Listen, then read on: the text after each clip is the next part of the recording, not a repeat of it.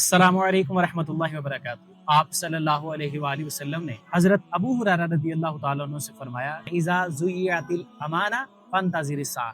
کہ جب امانت ضائع ہو تو قیامت کا انتظار کرو۔ تو ابو ہریرہ پوچھتے ہیں اللہ کے رسول کیف اضاعت ہوا، کہ کیسے امانت کا ضائع کرنا کیا ہے یا کیسے ہے؟ آپ علیہ الصلوۃ والسلام فرماتے ہیں اذا اسند الامر الی غیر اہلہ، کہ جب کام نااہل لوگوں کے سپرد کر دیے جائیں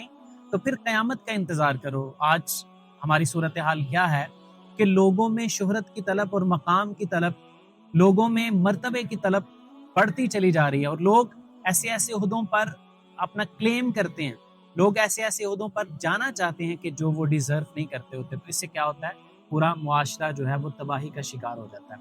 جب انسان کوئی ہم اپنی کرسیوں پہ رش کر رہے ہوتے ہیں، لیکن مزہ تب ہے کہ جب کرسی انسان پر رش کرے اور جب وہ دیکھے کہ کرسی پہ بیٹھنے والا وہ بندہ صحیح معنوں میں اس کا مستحق اور حقدار ہے، تو ان عہدوں کے پیچھے بھاگنا یہ ذمہ داری ہے۔ اور آپ نے فرمایا قیامت سے پہلے ایسے ہوگا کہ جو کام ہوں گے وہ نااہل لوگوں کے سپرد کر دیے جائیں گے، اور پھر قیامت بہت قریب ہوگی۔ تب قیامت کی یہ ایک نشانیوں میں سے نشانی، تو جو ہمیں کام سونپے جائیں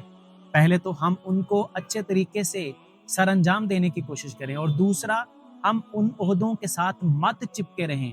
کہ جن عہدوں کو ہم ڈیزرو نہیں کرتے، یا جہاں پر ہم پرفارم نہیں کر سکتے، یا جہاں پر آنے کے لیے ہم سے بہتر لوگ موجود ہیں، ہم وہ عہدے ان کے سپرد کر دیں، وہ امانتیں ان کے اہل کے سپرد کر دیں، ہم ان کے اگر حقدار نہ ہوں۔